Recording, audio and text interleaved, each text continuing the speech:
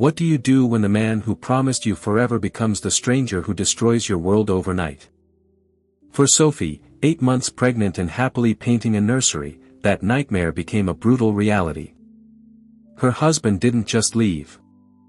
He left her for another woman, saddled her with crippling debt, and abandoned their unborn child. But this isn't a story about a woman who crumbled. It's about a woman who, faced with the rubble of her life, decided to build an empire from the dust. The air in the small apartment on Elm Street was thick with the scent of fresh paint and impending joy. Sophie stood in the doorway of what would soon be the nursery, one hand resting protectively on the taut globe of her stomach, the other holding a damp cloth. The walls were a cheerful shade of yellow, the color of daffodils and new beginnings. A half-assembled white crib stood in the corner, its instruction manual spread on the floor like a sacred text. For the past 3 weeks, this room had been her sanctuary, a physical manifestation of the love she felt for the tiny life growing inside her and for the man she shared that life with. Ethan, her husband. He was late tonight, but that wasn't unusual.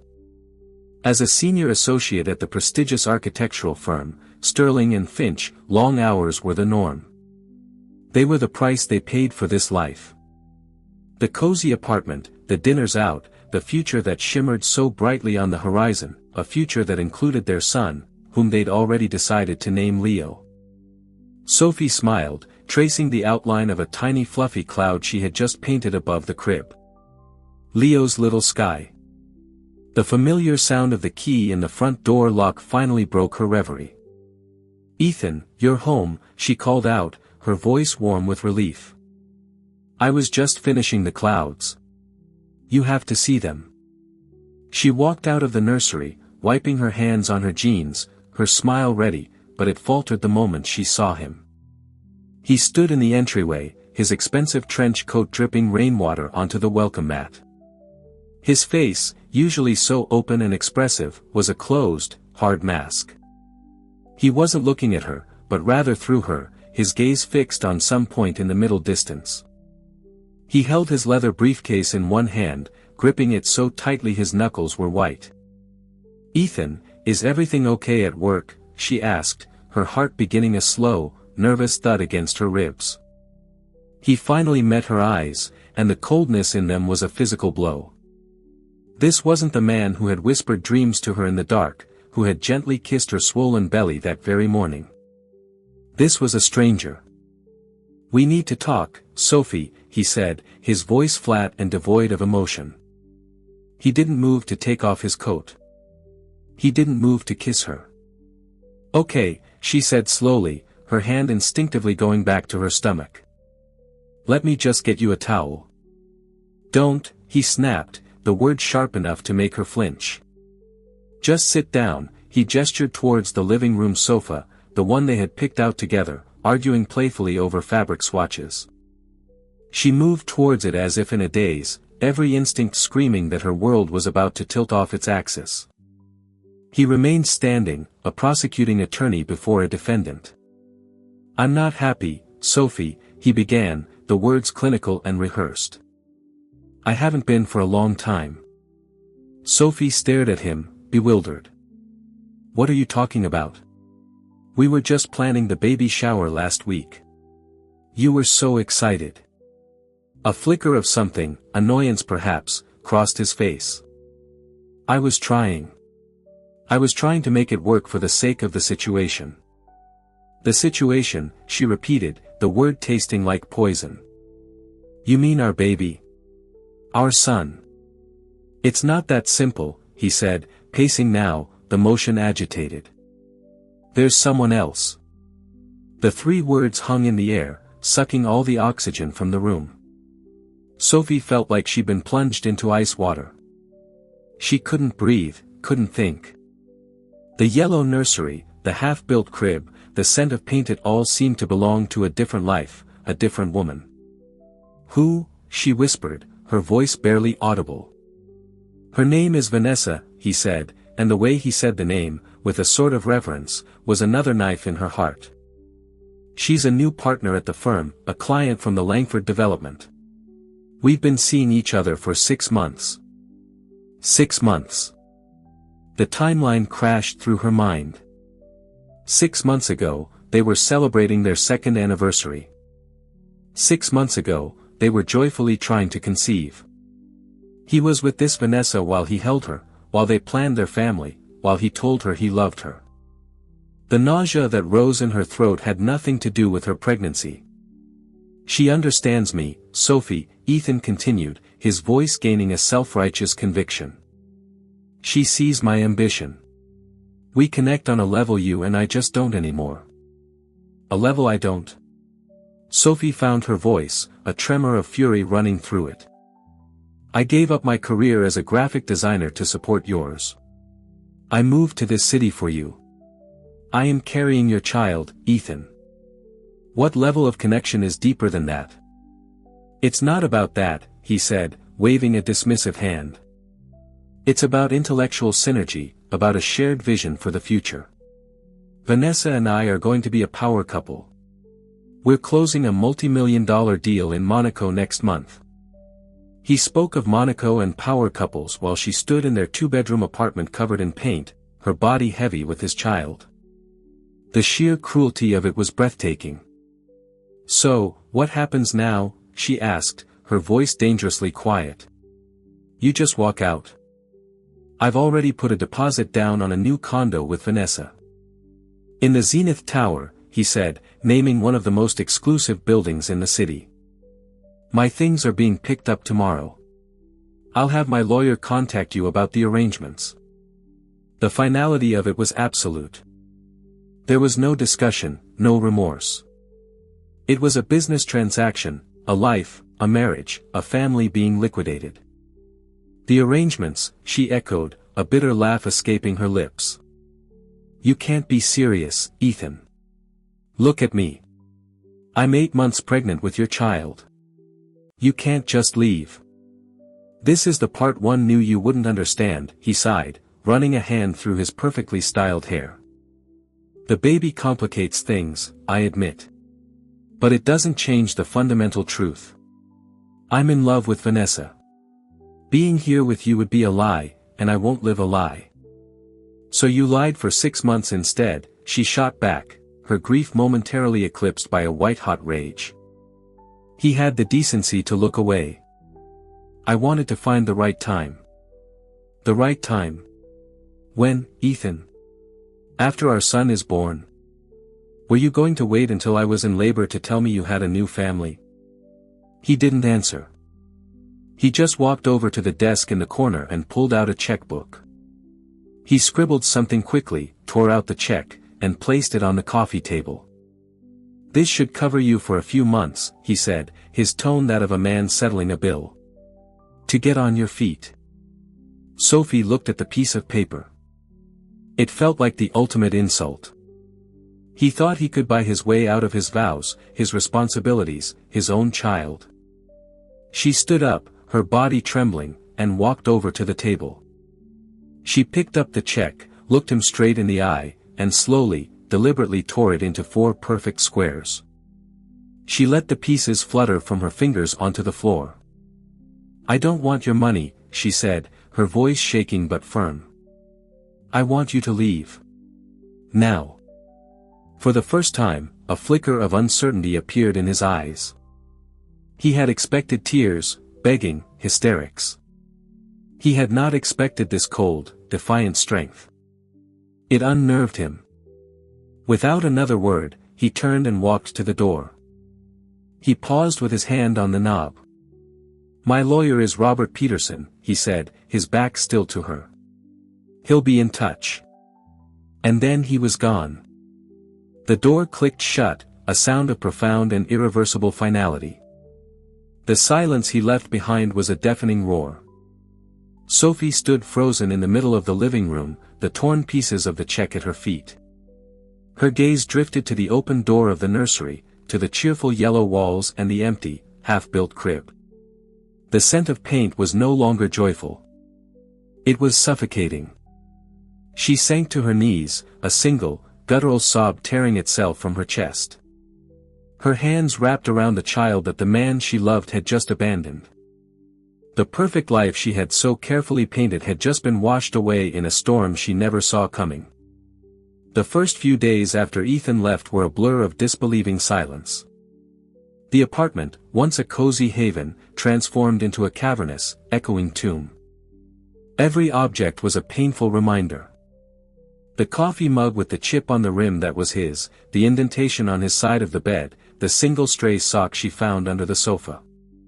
Sophie moved through the rooms like a ghost, touching the surfaces of a life that was no longer hers. The moving company had been brutally efficient, stripping the apartment of Ethan's presence in under an hour, leaving conspicuous dust-free rectangles on the bookshelves and empty spaces on the walls where his architectural prints had hung. Reality crashed in not as a single wave, but as a series of relentless, bone-chilling tides. The first was financial. When she went to pay for groceries, her debit card was declined. A humiliating call to the bank confirmed her fears. The joint account had been cleared out. Ethan had taken everything, leaving only the exact amount of the check he'd offered, and she'd torn up. Her name wasn't on the lease. It was a corporate apartment rented through Sterling and Finch. An eviction notice, polite but firm, arrived within the week. She had 30 days to vacate. The emotional toll was even greater. Sleep offered no escape. Her dreams filled with the cold, dismissive look in Ethan's eyes. She'd wake up gasping for air, her hand flying to her belly, the baby's kicks a frantic, fluttering reminder of her terrifying new reality. She was going to be a single mother, unemployed, and soon to be homeless. Her best friend, Olivia, became her lifeline. A fiercely loyal and pragmatic ER nurse, Olivia showed up the day after Ethan left with 2 large grocery bags and a face like thunder. She didn't offer platitudes or gentle sympathies. She took one look at Sophie's pale, tear-streaked face, pulled her into a bone-crushing hug, and then got to work. "Right," Olivia said, her voice brisk as she began unpacking groceries. "First, we eat. Then, we make a plan. Crying is allowed, but only for 20-minute intervals. After that, we strategize." Sophie, who hadn't eaten a proper meal in 2 days, could only nod numbly. Olivia made her a simple omelette and toast, sitting with her at the small kitchen table while she ate in silence. "Did he say anything else?" Olivia asked gently, her earlier brusqueness softening. Sophie shook her head, pushing a piece of egg around her plate. "Just that his lawyer would be in touch. Robert Peterson." Olivia's eyes narrowed. "Peterson of Peterson, Klein and Associates. He's a shark, Sophie. A corporate barracuda. Ethan isn't just leaving you, he's preparing for war." The thought sent a fresh wave of panic through Sophie. War. She didn't have the energy to get out of bed, let alone fight a legal battle with a high-powered attorney. "What do I do, Liv?" she whispered, her voice cracking. "I have nothing. He controlled all the finances. I left my job. My savings are almost gone. This apartment is the first thing we deal with," Olivia finished for her. "You're moving in with me. It's not negotiable. My spare room is a mess, but it's a room. It's safe." The offer was so kind, so simple, that it broke through Sophie's numbness. Fresh tears welled in her eyes, tears of gratitude this time. "I can't ask you to do that." "You're not asking, I'm telling," Olivia said firmly. "We've been friends since we were 10 years old and survived Mrs. Davidson's chemistry class together. We can survive this prick. Now finish your eggs." The call from Robert Peterson came 2 days later. His voice was smooth, polished, and utterly devoid of warmth. He informed Sophie that Ethan was offering a one-time settlement of $10,000, contingent on her signing a comprehensive non-disclosure agreement and waiving all future claims to spousal or child support. "Child support?" Sophie repeated, her voice shaking with rage. "He's waiving his rights to his own son. Mr. Hayes feels it is best to make a clean break," Peterson replied coolly. He believes a lump sum payment provides you with the immediate resources to start a new life, unencumbered by future entanglements. Unencumbered by his own child, Sophie shot back. The sanitized corporate language made it all the more grotesque. "Tell Mr. Hayes," Sophie said, her voice dripping with ice, "to go to hell." She slammed the phone down, her hand trembling. The bravado lasted for about 5 minutes before the crushing weight of her situation returned. She was turning down $10,000, money she desperately needed, out of principle. But what good was principle when you couldn't afford diapers? The lowest point came a week before she was due to move out. She was trying to pack, but the task felt monumental. Every box she filled was an admission of defeat. She sank down onto the floor of the half-dismantled nursery, surrounded by boxes of tiny clothes and unread parenting books. The yellow walls seemed to mock her with their false cheer. The grief was a physical weight pressing down on her chest, making it hard to breathe. She felt utterly, completely alone. She wasn't just losing a husband, she was losing the entire future she had believed in. She was a failure. A discarded, pregnant woman nobody wanted. She curled into a ball, her body racked with sobs, her hands clutching her belly as Leo kicked within, oblivious to his mother's despair.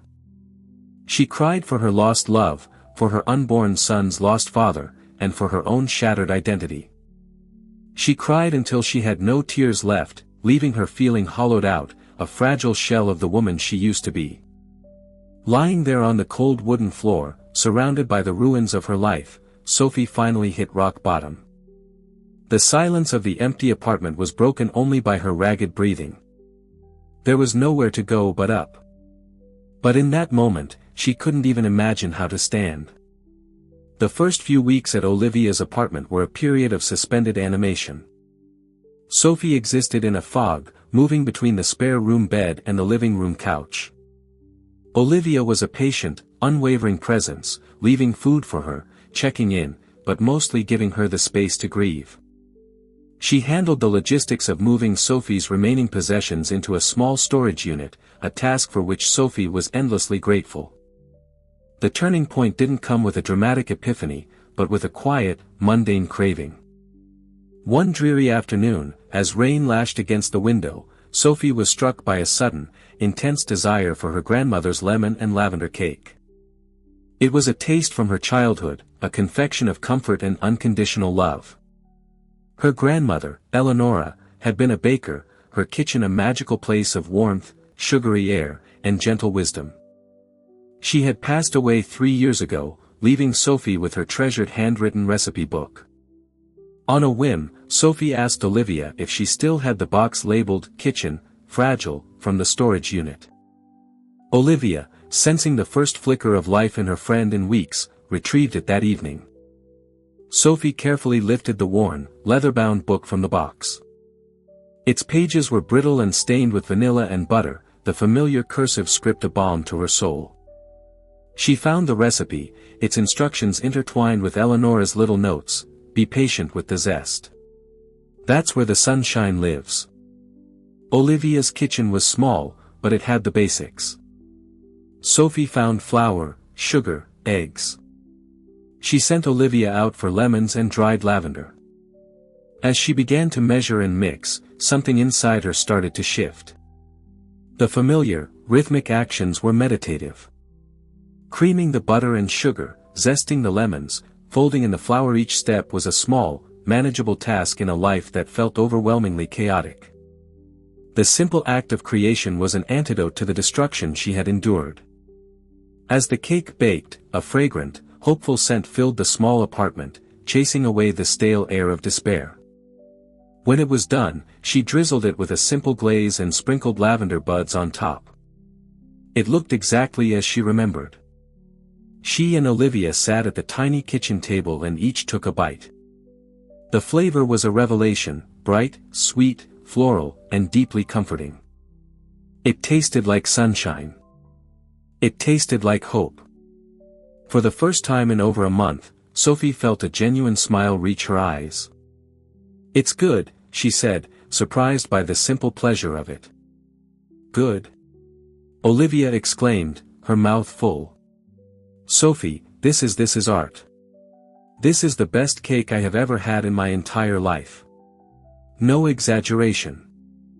That night, Sophie couldn't sleep. But for the first time, it wasn't because of anxiety. An idea, fragile but persistent, had taken root in her mind. What if she could do this? Not just for herself, but as a way to build a life. The next morning, she baked again. A dark chocolate and sea salt tart. Then a batch of oatmeal cookies with cardamom and orange. Olivia took the extras to the hospital, and they were devoured by her colleagues in minutes.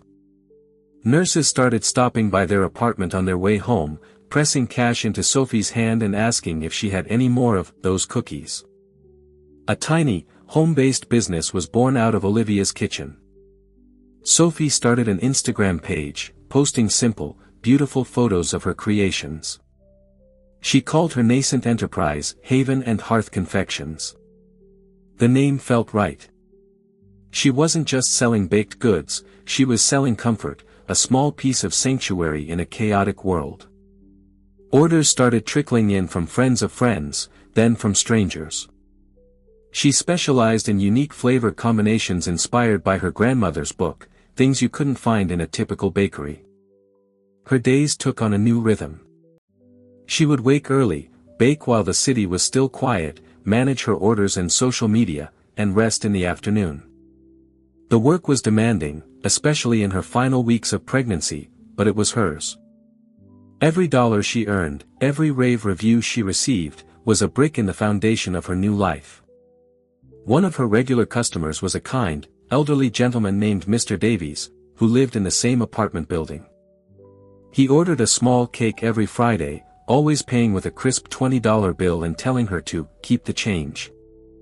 He was a retired accountant with a sharp mind and twinkling eyes.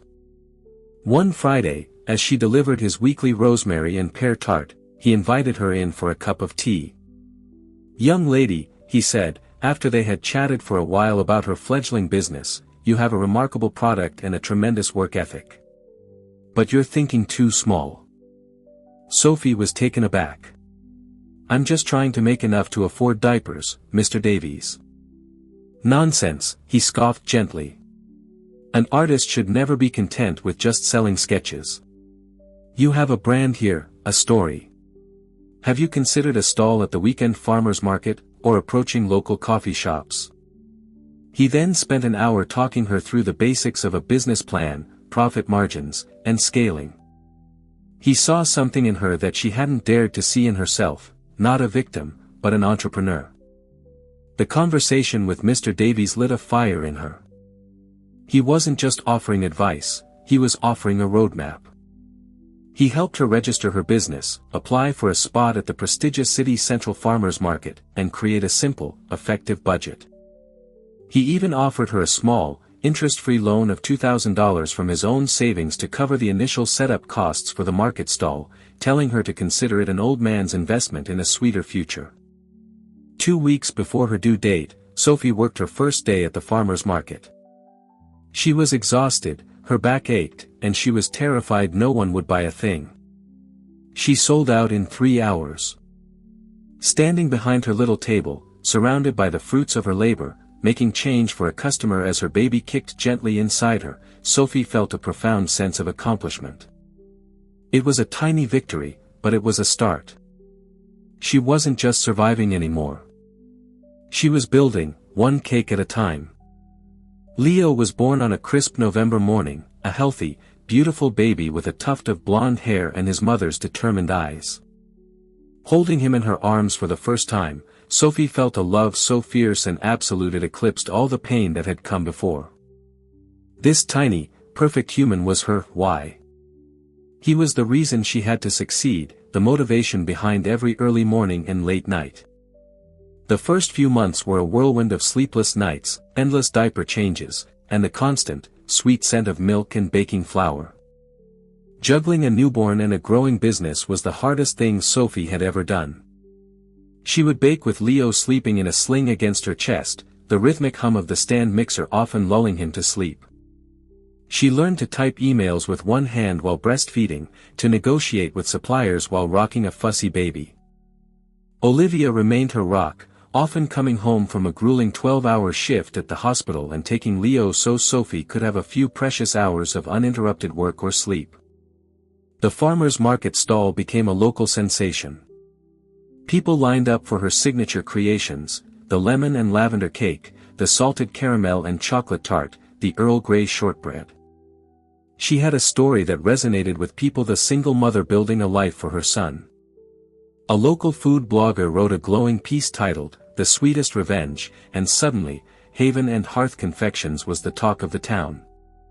The income from the market and a few standing orders from coffee shops was enough to get by, but Sophie knew she couldn't operate out of Olivia's tiny kitchen forever. The loan from Mr. Davies had been a godsend, but she needed a real investment to grow. She spent her nights after Leo was asleep meticulously refining the business plan Mr. Davies had helped her create. She researched commercial kitchen rentals, packaging costs, and potential retail locations. Her big break came from an unexpected source. One of the coffee shops she supplied, the Daily Grind, was a small independent chain with 3 locations. The owner, a savvy businesswoman named Sarah Chen, was impressed not only with Sophie's products but with her professionalism and drive. "Your stuff flies off the shelves," Sarah told her one afternoon as Sophie made her weekly delivery. "And your branding is fantastic. People aren't just buying a cookie, they're buying into the Haven and Hearth story. What's your next move?" Sophie, emboldened by weeks of research, took a deep breath. "I want to open my own shop. A small bakery and cafe, a place that feels like a real haven." Sarah listened intently as Sophie laid out her vision. She showed her the business plan, the sales figures from the market, the projected growth.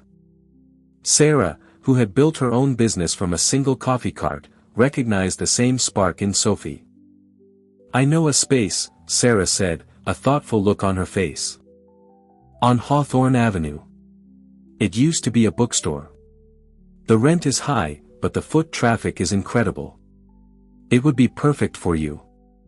She paused, then added, "And I know some investors who look for exactly this kind of passion-driven, scalable local business. Let me make a call." The meeting was set for the following week. Sophie was terrified. She bought a new blazer from a consignment shop, created a professional presentation, and arranged for Olivia to watch Leo. She walked into a sleek, intimidating boardroom to pitch her dream to 2 stone-faced investors, friends of Sarah's. She spoke with a passion and clarity that surprised even herself. She didn't just talk about profit margins and customer acquisition. She talked about the feeling of home, the power of comfort, and the legacy she wanted to build for her son. At the end of her presentation, there was a long silence. Then one of the investors, a woman named Catherine Royce, leaned forward. "Ms. Grant," she said, "that was one of the most compelling pitches I've heard all year. We're in." They offered her a seed investment of $75,000 for a minority stake in the company. It was more money than Sophie had ever imagined. She walked out of the building in a daze, the signed term sheet in her hand feeling heavier and more valuable than gold. Meanwhile, miles away in the sterile luxury of the Zenith Tower, Ethan's life was not the glittering success he had envisioned. Vanessa was beautiful, ambitious, and exciting, but she was also demanding and materialistic. Their power couple life was a performance, a curated series of expensive dinners, charity galas, and Instagram posts. There was a hollowness to it, a transactional quality that left Ethan feeling strangely empty. He thought of Sophie occasionally, usually late at night.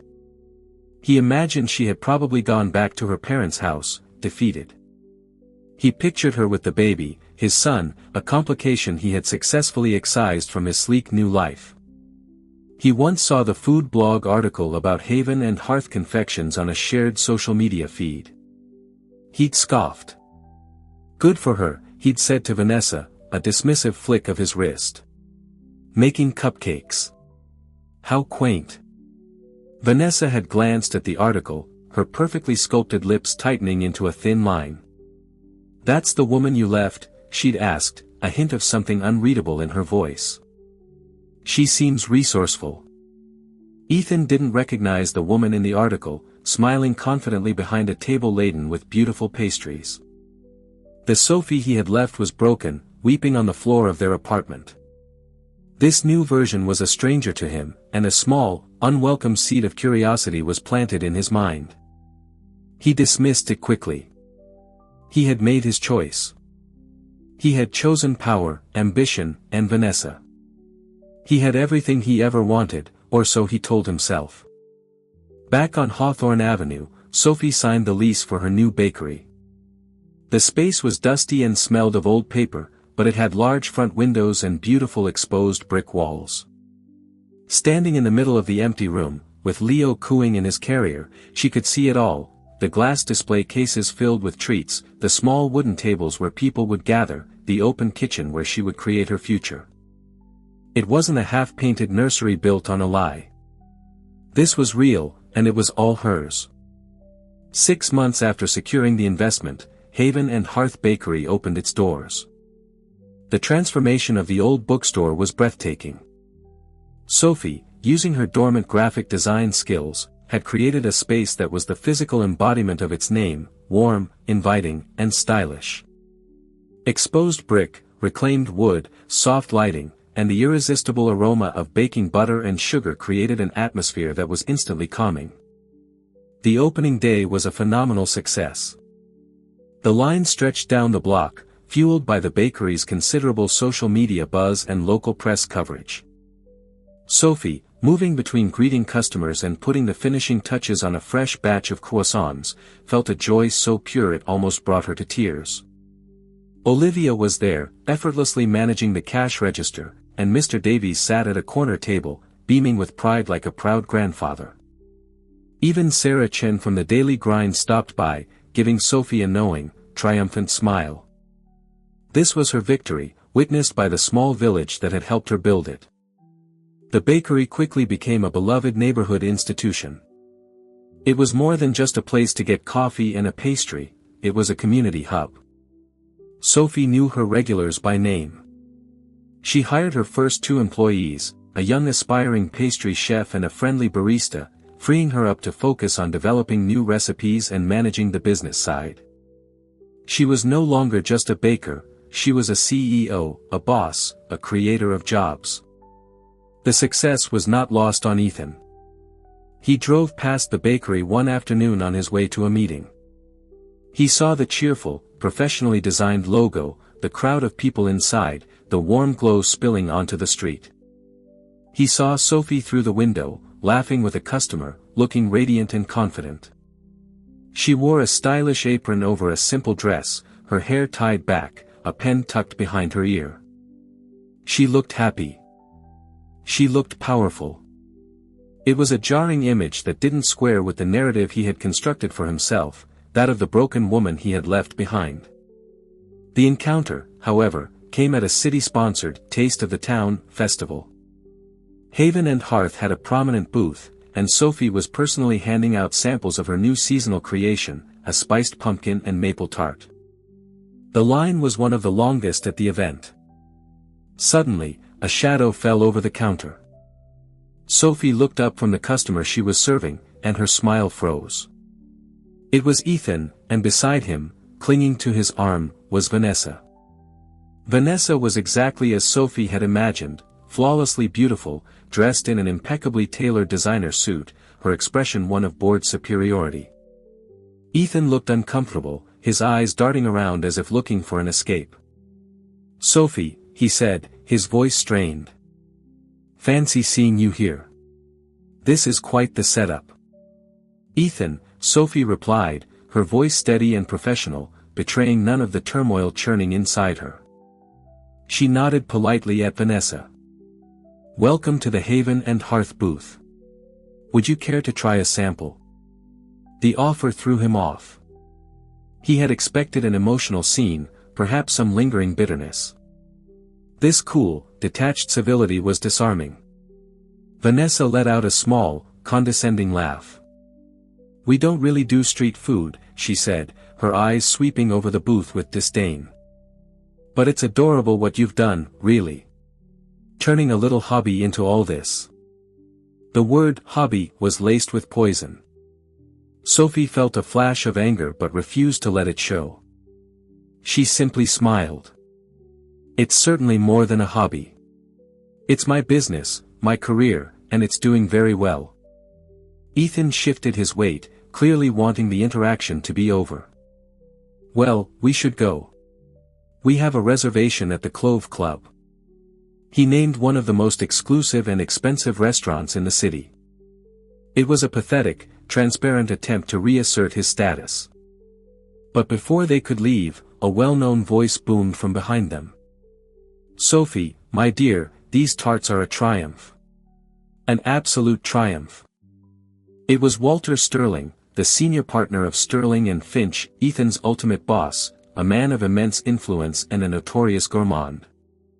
He was holding a half-eaten tart, a look of genuine delight on his face. "Mr. Sterling, I'm so glad you like them," Sophie said, her smile genuine now. "Like them? I love them. I want to order 3 dozen for the firm's client reception on Friday," he declared, pulling out his phone to tap the details in. He then noticed Ethan and Vanessa standing awkwardly to the side. "Ethan, what are you doing here?" Sterling asked, his tone shifting from jovial to professional. "I didn't take you for a man of the people."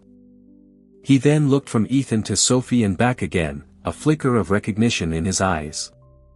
"Wait a moment, Grant Hayes, you're the one he..." Mr. Sterling, a shrewd and perceptive man, let the sentence hang in the air, the implication clear. Ethan's face paled. Vanessa's polite smile became a rigid mask. Sophie, seizing the opportunity, extended her hand to the older man. "It's a pleasure to officially meet you, Mr. Sterling. I'm Sophie Grant, and yes, my team and I would be delighted to cater your reception." She had calmly and completely taken control of the situation, networking with her ex-husband's boss while Ethan stood by, rendered impotent. The power dynamic had irrevocably shifted. As Mr. Sterling discussed delivery details with Sophie, Ethan grabbed Vanessa's arm and pulled her away, muttering a hasty goodbye. They walked away without looking back, but Sophie could feel their humiliation like a heatwave.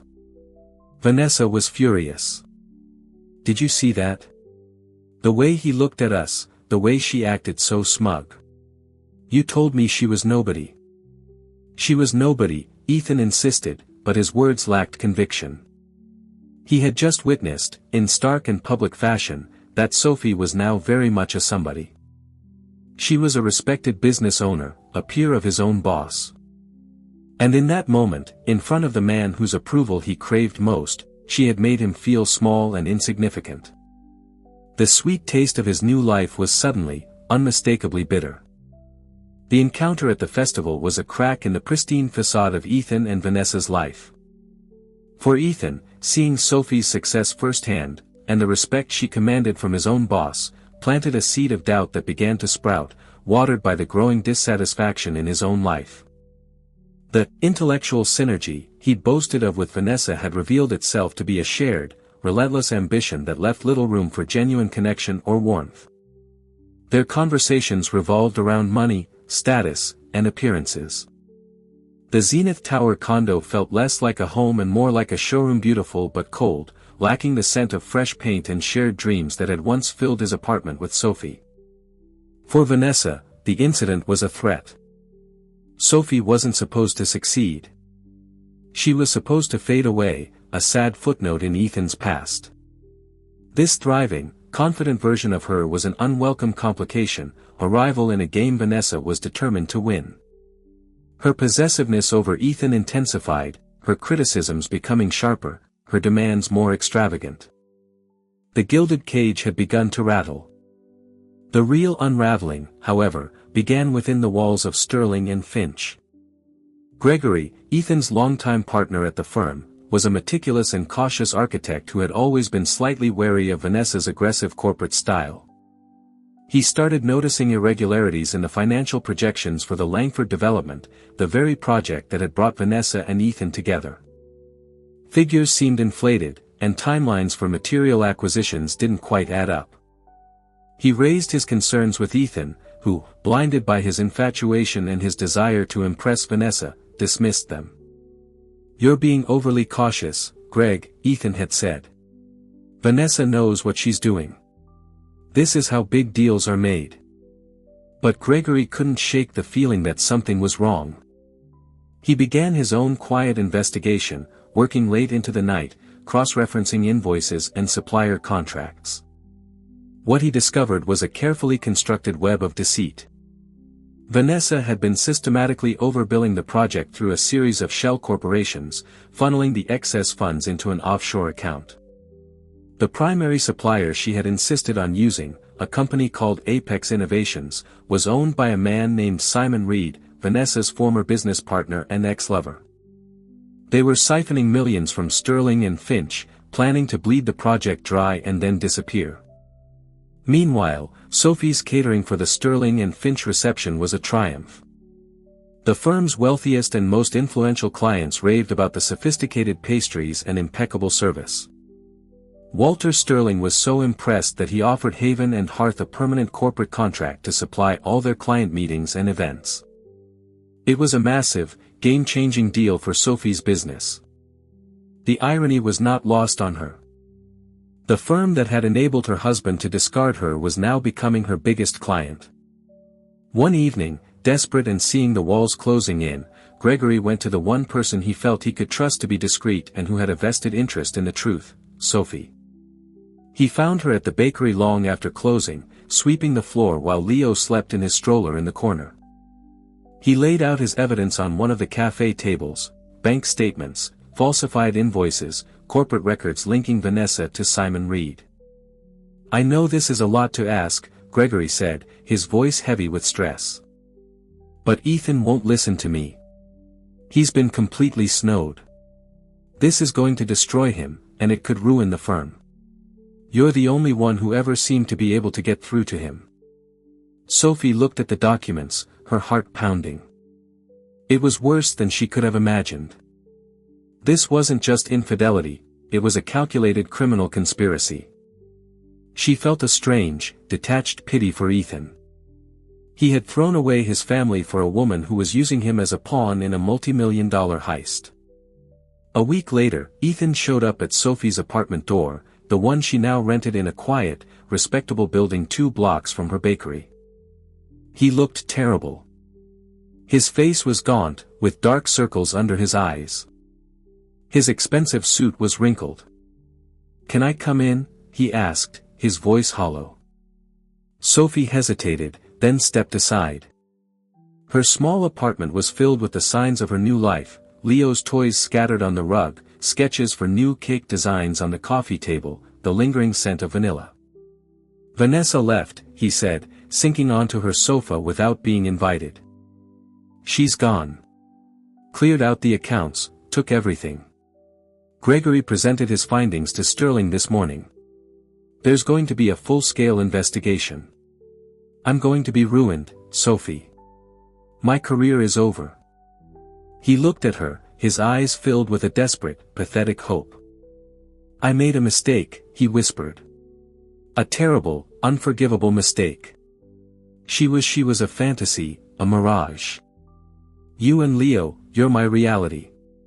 You were always my reality. I was just too stupid to see it." He reached for her hand. "Please, Sophie. Let me come home. I can fix this. We can fix this, for Leo. For us." Sophie looked at the man before her. The arrogant, cold stranger from that rainy October night was gone, replaced by a broken, desperate shell. For a fleeting moment, she felt a pang of the old love, the memory of the life they were supposed to have. But then she looked past him, at the life she had built on her own. She thought of the terror and the tears, the lonely nights, the back-breaking work.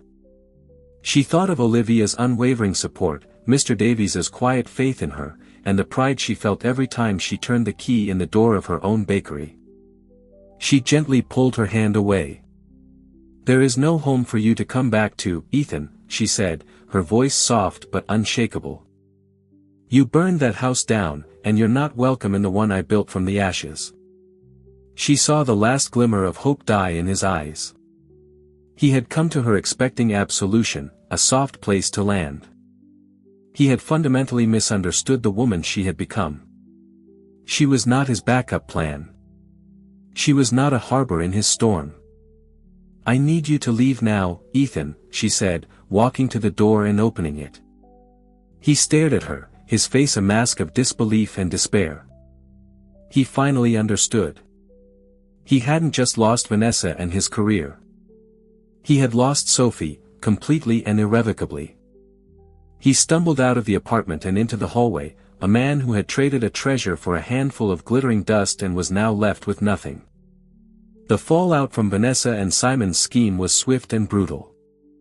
The ensuing scandal ripped through the city's financial and architectural circles. Sterling and Finch managed to survive, but its reputation was deeply tarnished. Ethan, as the senior associate who had championed Vanessa and signed off on her fraudulent projects, became the primary scapegoat. Though cleared of criminal complicity, he was professionally disgraced. Fired from the firm and blackballed in the industry, his career was over. The Zenith Tower condo was seized as part of the asset recovery, and he was left with a mountain of legal debt and the wreckage of his ambition. Vanessa and Simon were never apprehended. They had vanished, leaving a cold trail that ended somewhere in the Caribbean. Ethan tried to contact Sophie a few more times, pathetic, rambling voicemails left in the middle of the night. She never answered.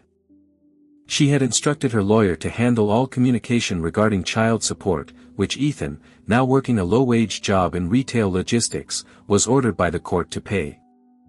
The meager monthly checks were a pittance compared to the bakery's profits, but Sophie insisted he pay them. It wasn't about the money. It was about forcing him to acknowledge the one responsibility he couldn't escape. Sophie, in contrast, was thriving. Haven and Hearth Bakery became a runaway success story. The corporate contract with Sterling and Finch led to others. Within 2 years of opening, she launched a second, larger location in the city's bustling financial district. She was featured in national magazines, not as a victim, but as an inspiring entrepreneur. Her story of turning personal devastation into professional triumph resonated with thousands. She became a sought-after speaker at business conferences for women. Her message was always the same: your greatest strength is often forged in your deepest pain. She never sought revenge on Ethan. She didn't need to. Her success was not a reaction to his failure, it was a testament to her own strength, creativity, and resilience. She had built a life so full and joyful that he had become a footnote, a hazy memory from a past that felt like it belonged to someone else. Her world was rich and vibrant. It was filled with the laughter of her son, Leo, who was now a happy, rambunctious toddler. It was filled with the loyal friendship of Olivia, who was Leo's godmother and Sophie's ever-present reality check. It was filled with the quiet wisdom of Mr. Davies, who served as the chairman on her company's advisory board and took immense joy in Leo's weekly visits. Her life was filled with the satisfaction of her work, the camaraderie of her growing team of employees, and the quiet moments of peace in her own home, a place she had secured through her own hard work. One sunny afternoon, about 3 years after he had left, Sophie was in Westwood Park with Leo, pushing him on the swings. He was squealing with delight, his little legs kicking towards the sky. She was watching him, her heart so full of love it felt like it might burst, when she saw a familiar figure on a nearby bench. It was Ethan. He looked older than his years, worn down by life. He was thin, dressed in nondescript clothes, and stared blankly at the ground. He hadn't seen her. He was just a man on a park bench, anonymous and defeated. The powerful, arrogant man who had shattered her world was gone, replaced by this sad, empty stranger. Sophie felt nothing. No anger, no pity, no lingering affection, just a profound sense of distance. He was a character from a book she had read a long time ago, whose story had no bearing on her own. She stopped the swing and lifted a giggling Leo into her arms, burying her face in his soft hair, inhaling the sweet scent of her son, her life, her future. Without a backward glance at the man on the bench, she turned and walked away towards the sunshine. Years later, the sunshine she walked towards had only grown brighter. Leo, now a bright and curious 7-year-old, was the center of her universe, a constant source of joy and laughter. Haven and Hearth had expanded beyond her wildest dreams, with 5 locations across the city and a new line of baking mixes sold in gourmet grocery stores. She had found love again, too, not in a whirlwind romance, but in a slow, steady friendship with a kind architect named Michael, a single father who understood the delicate balance of work and family. He loved her for the queen she had become, not the broken woman she once was. One afternoon, as she and Michael watched Leo play soccer, her phone buzzed with an email. It was from a national literacy charity, accepting her proposal to fully fund and build a children's library in a low-income neighborhood. It was a project she had dreamed of for years, a way to give back the hope and sanctuary she had fought so hard to find. Looking at her son, his face alight with joy as he scored a goal, and feeling Michael's hand slip warmly into hers, Sophie felt a profound sense of peace. She was not a woman who had been abandoned, she was a woman who had been liberated. She had lost a husband but had found herself. And in the end, she had built her own kingdom, not as a spurned wife, but as a queen on her own throne, reigning over a life more wonderful than any she had ever dared to paint on a nursery wall. Sophie's story is a powerful reminder that sometimes the end of one road is simply the beginning of a grander highway. Betrayal and heartbreak can feel like the end of the world, but they can also be the fire that forges us into something stronger, more resilient, and more truly ourselves. She didn't let another person's betrayal define her future. She picked up the broken pieces and built an empire that was entirely her own. Have you ever faced a moment that felt like the end, only to find a new beginning? Have you discovered a strength you never knew you had when pushed to your absolute limit? Share your own stories of resilience and reinvention in the comments below. We draw strength from one another. If this story of triumph over adversity moved you, please give this video a like, share it with someone who might need to hear it, and be sure to subscribe to our channel for more real-life stories that inspire and empower. Your support helps us continue to share these important narratives.